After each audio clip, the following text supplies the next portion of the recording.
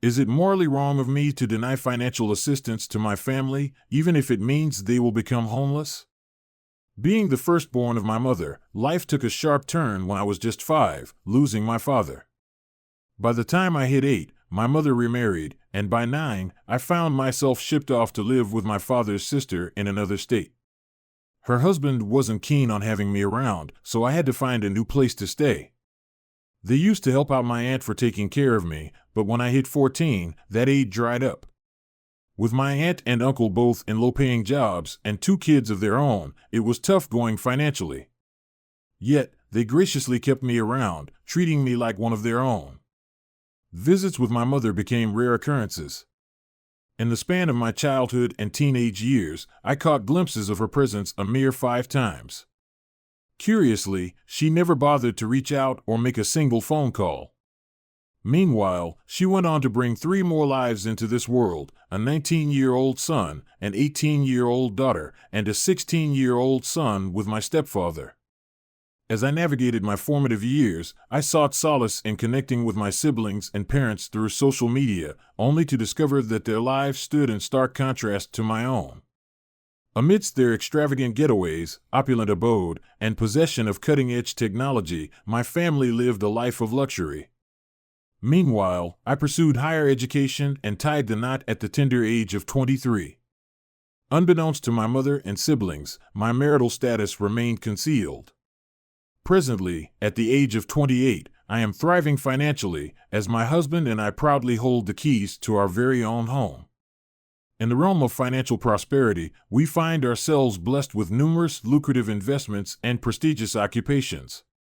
Together, my 2 female cousins, one aged 30 and the other 27, and I joined forces to assist our beloved aunt and uncle in achieving their long-awaited dream of homeownership last year. However, a distressing turn of events unfolded when my mother unexpectedly arrived at my aunt's residence, desperately pleading for monetary assistance. It appears that my stepfather had succumbed to a gambling addiction some years ago, resulting in the depletion of their entire savings. In the midst of the crisis, he finds himself unemployed, leaving them unable to sustain their home without assistance. Desperate for help, my aunt confesses to my mother that she doesn't have the financial means to support her. Curiosity piqued, my mother questions how my aunt managed to afford her new house if she's strapped for cash. In response, my aunt reveals the misdeeds of myself and my cousins. Intrigued, my mom requests my phone number. As soon as she reached out to me, describing the predicament, I firmly expressed my inability to assist.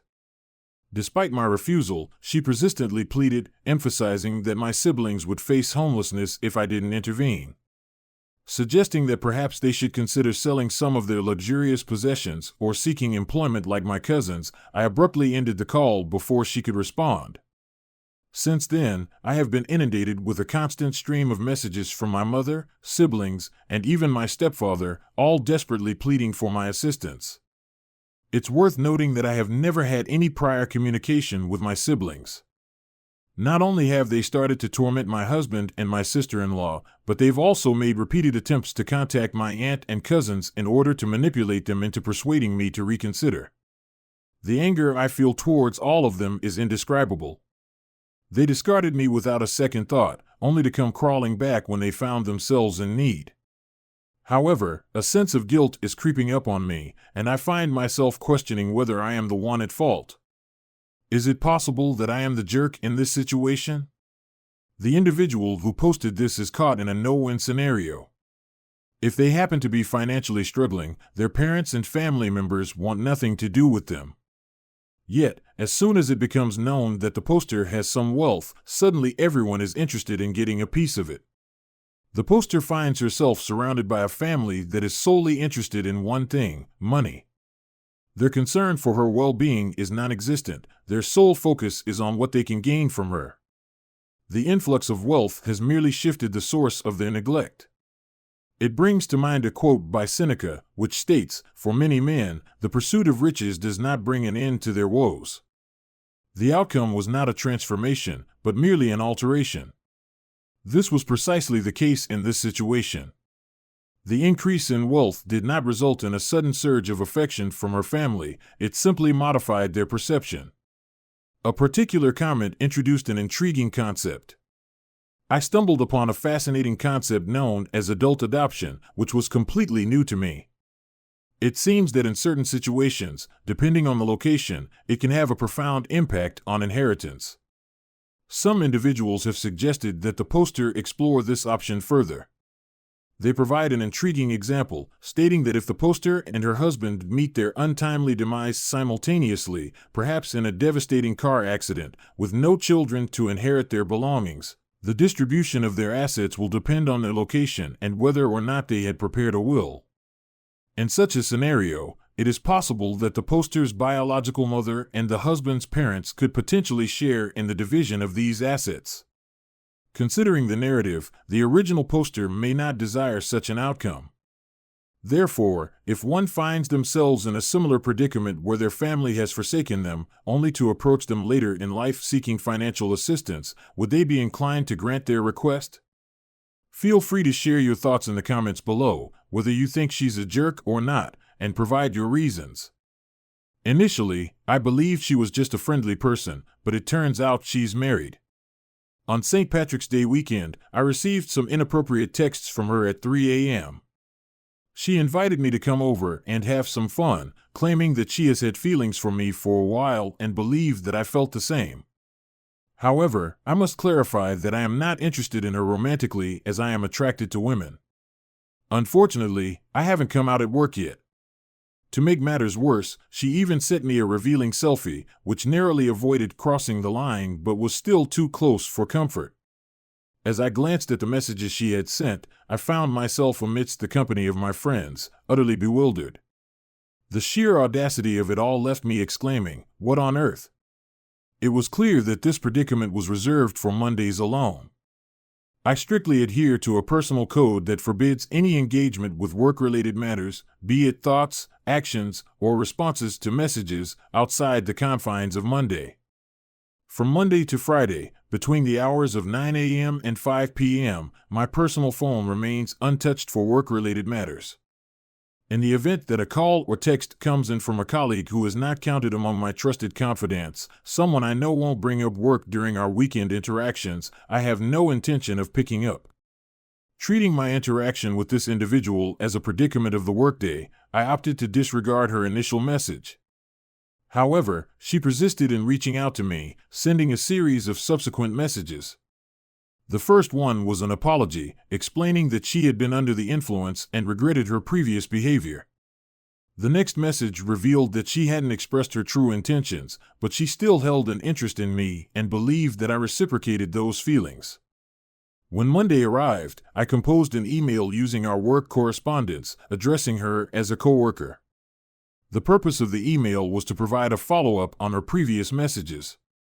I attached the necessary information and made it clear that any further communication should strictly occur through official work channels. In the confines of the typical workday, I refrain from utilizing my personal phone number when communicating with my colleagues. Furthermore, I must express my dissatisfaction and discomfort with the nature of the messages you have sent. If you need to reach out, please do so in relation to work matters. Sincerely, me. Although I did not forward this email to the HR department, I did take the precaution of blind copying it to my personal email for record-keeping purposes. To my surprise, she reacted with anger upon discovering that I had attached her photograph to a work-related email. Did she perceive my actions as an attempt to jeopardize her employment? I also took a screenshot of the message and included it in a separate email reiterating my previous request to only communicate with me regarding work matters through my business email or Slack. After that, she stopped sending me text messages but approached my desk in person. Before she could say anything, I preemptively asked if it was related to work. She acknowledged that she knew what it was about, but I informed her that I was not available for a discussion at that moment. If she needed to meet with me for work-related matters. In a display of frustration, she asked if it would be possible for her to arrange a meeting and provide a summary of the subject in advance. Without waiting for a response, she turned and left. Reflecting on the situation, she couldn't help but feel that she may have been somewhat harsh in her approach. Perhaps she could have addressed the issue through a simple text message, but the constant need to confront such behavior in every job had taken its toll. Her tolerance for using her own precious time and energy to politely request men to cease their actions was wearing thin. She made a decision to establish a standard that she would not participate in any communication beyond her designated work hours or through personal accounts. Do you think she was being unreasonable by sending that email? Now, let me provide you with some updates. Firstly, it appears that the vast majority of you believe that it would be wise for her to approach HR proactively regarding this matter. She hesitated, waiting to see if she would calm down on her own, but her approach to my desk after being reprimanded twice convinced her that it would be unwise to continue holding off. Without delay, she decided to forward the emails to HR and requested a meeting to discuss the matter further. Fast forward to later in the day, she sent an email to HR, and they promptly scheduled a meeting with her. During the meeting, she recounted everything that had transpired, although there wasn't much more to add that hadn't already been documented in the emails. HR assured her that she wouldn't face any repercussions for coming forward. There is an increased level of interaction with her in the workplace. A meeting has been scheduled for tomorrow to discuss her situation. The outcome is still uncertain, whether she will be terminated, reassigned, or if their paths will simply never cross again. It seems that her fate may hinge on how she navigates this conversation. She is confident in her decision to reach out to HR. Not only has she taken a stand for herself, but perhaps she has also made a difference for other women. Should it be revealed that she has engaged in such actions multiple times, initiating the creation of a paper trail would prove to be a prudent course of action. Jumping ahead to the future, once more, she found herself at happy hour with a group of her female colleagues from her field event. During their gathering, one of her friends shared an unsettling encounter she had with a man she had previously met at a professional conference. She had given him her business card, including her phone number, and he had the audacity to send her an inappropriate image. In response, she firmly expressed that his behavior was unacceptable and informed him of her marital status. However, he brazenly suggested that her husband need not be aware of their interaction. Taking matters into her own hands, she had her husband reach out to him, leaving a voicemail instructing him to cease all contact. From that point on, she never engaged with him again. Never again did his presence grace her life. In her quest for justice, she mustered the courage to request from her the evidence of their conversation, imploring her to share the screenshots with her HR liaison. Much to her relief, she consented, revealing that their encounter had taken place at a prestigious industry conference, where he had assumed the role of the company's representative. It was there that she had innocently exchanged business cards, hoping to expand her professional network. Little did she know, he would exploit this connection to unleash a barrage of unsolicited and indecent images upon her. The gravity of the situation was such that she felt compelled to involve her husband, seeking his intervention to put an end to this relentless harassment. Once again, she found herself resisting the urge to check her email. The goal was to separate her work life from her personal life and not let this consume her thoughts tonight. However, it appears that HR has gathered even more information before their meeting with him. And now, for the grand finale, the news has arrived: he has been terminated. The specifics are still unknown to her. She has a follow-up meeting scheduled with HR, but her colleagues have informed her that he was escorted out of the building earlier today. An eyewitness, who happens to sit near the HR office, overheard the commotion. In a dramatic turn of events, the protagonist unleashed a torrent of screams upon the HR staff during their morning meeting. The rapid escalation of the situation was truly astonishing, especially considering that just a week prior, the protagonist had been perceived as a calm and collected individual. Reflecting on this unfortunate turn of events, one can't help but wonder how they would have handled such a distressing situation. It is disheartening to realize that the protagonist has repeatedly found herself in similar predicaments, emphasizing the gravity of the circumstances she faces.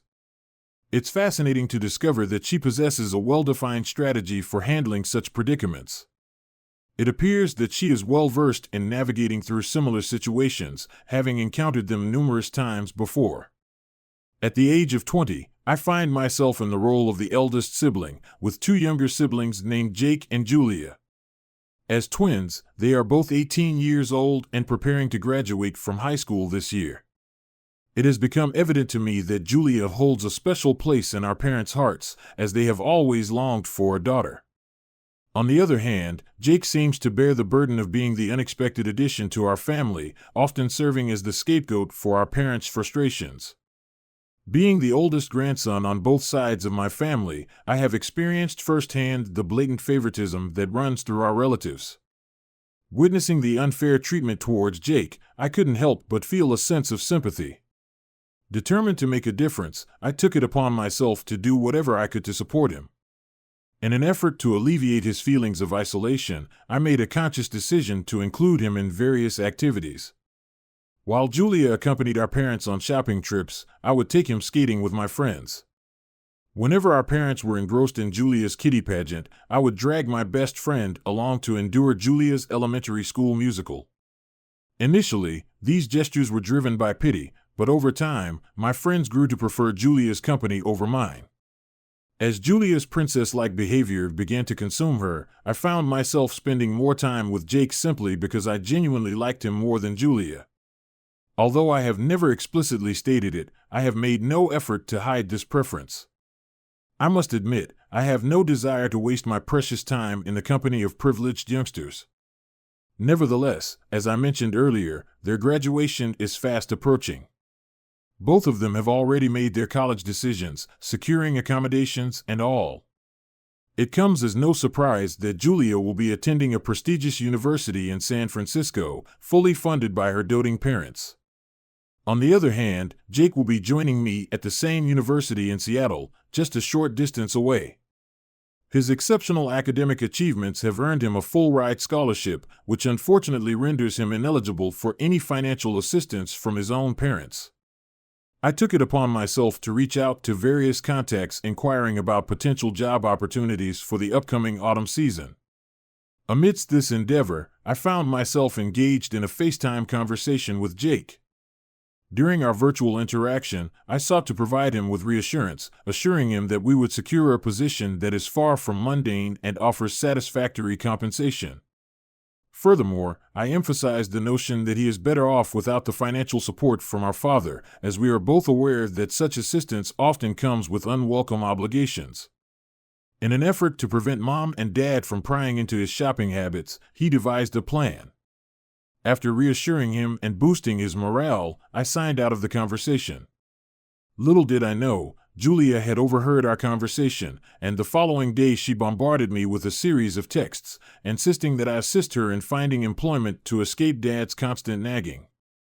Politely, I explained that I had no connections in San Francisco and suggested that she seek assistance from our parents instead. However, my response triggered an explosive reaction from her. Acknowledging the truth in these statements about my preference for Jake over Julia, I must admit that I do love both of my siblings, but I find it difficult to genuinely like Julia. As a 17-year-old male, I found myself seeking refuge with my sister after my parents disowned me for coming out.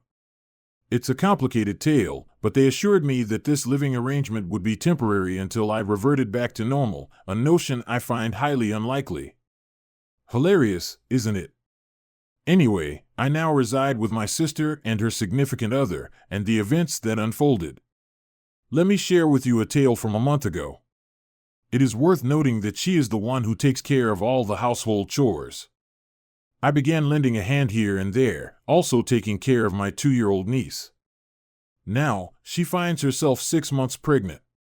Meanwhile, my brother-in-law seems to do nothing, deeming himself the sole provider.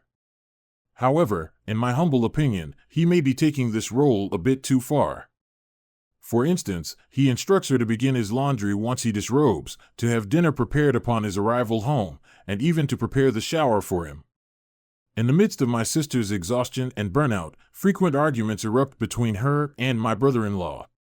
Typically, I retreat into my own world, drowning out the noise with my headphones. However, on that particular night, the commotion grew louder as soon as he arrived home, piquing my curiosity. As I approached the scene, it became evident that my brother-in-law was expressing his dissatisfaction with dinner, while my sister, drained of energy, could not summon the strength to serve it to him. Mind you, the meal had already been prepared, but he insisted on being served at the table. Instead of utilizing the kitchen utensils as promised, I opted for my niece's collection of toy utensils. A toy cup, a toy plate, a toy fork and knife, and a minuscule napkin became the tools of my culinary creation. While my brother-in-law was occupied in the shower, I carefully arranged the food on the toy plate and poured the beverage into the toy cup. As he entered the kitchen and took his seat, his gaze fixated upon the peculiar sight before him. After a few moments, he turned to me, his expression a mix of confusion and amusement, and inquired about the nature of this unconventional presentation. With a mischievous grin, I replied, "If you insist on behaving like a helpless child, then perhaps it's only fitting that you be treated as one." It all started with a single yell, piercing through the air and grabbing everyone's attention. My sister, sensing the tension, hurried inside to see what was happening.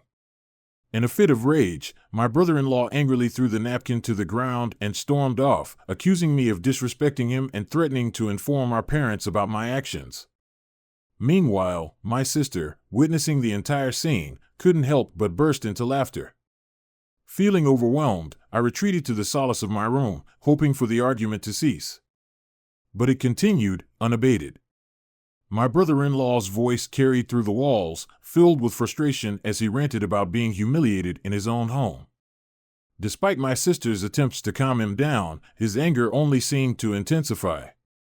He demanded an apology, insisting that I had crossed the line by interfering in his marriage and orchestrating the whole incident with the toy utensils. However, my sister defended me, pointing out that his behavior had been unreasonable and that I was simply reacting to the way he had been treating her. This only fueled his anger further, and he left the house, slamming the door behind him. The following day, he was still visibly upset, avoiding me altogether and barely speaking to my sister. I couldn't shake the guilt that had started to creep in. Perhaps my actions had gone too far. Maybe I should have handled the situation differently, but at the time, I felt like I was standing up for my sister in the only way I knew how. Still, the tension in the house was palpable, and I couldn't help but wonder if I was the one to blame for escalating the conflict. Days passed, and while my sister continued to reassure me that I had done nothing wrong, my brother-in-law remained distant and cold. He still expected me to apologize, but I couldn't bring myself to do it.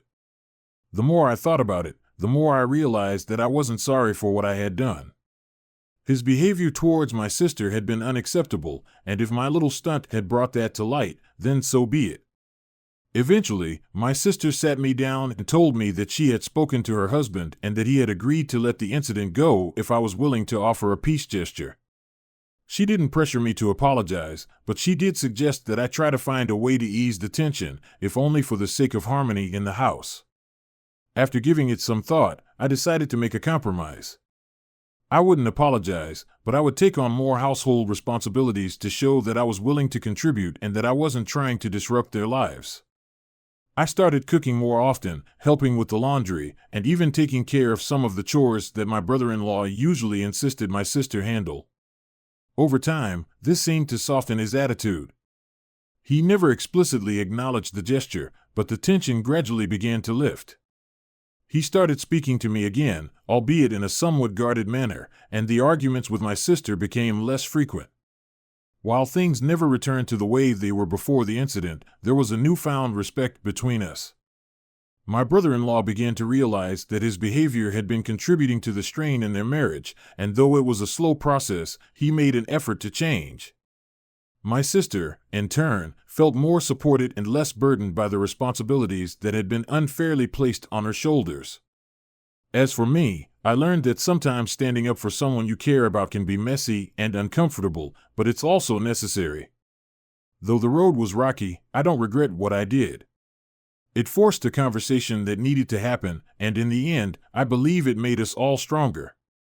Looking back, I realized that my decision to serve dinner with toy utensils was a small act of rebellion, but it had a big impact. It highlighted the imbalance in my sister's marriage and pushed my brother-in-law to confront his own behavior.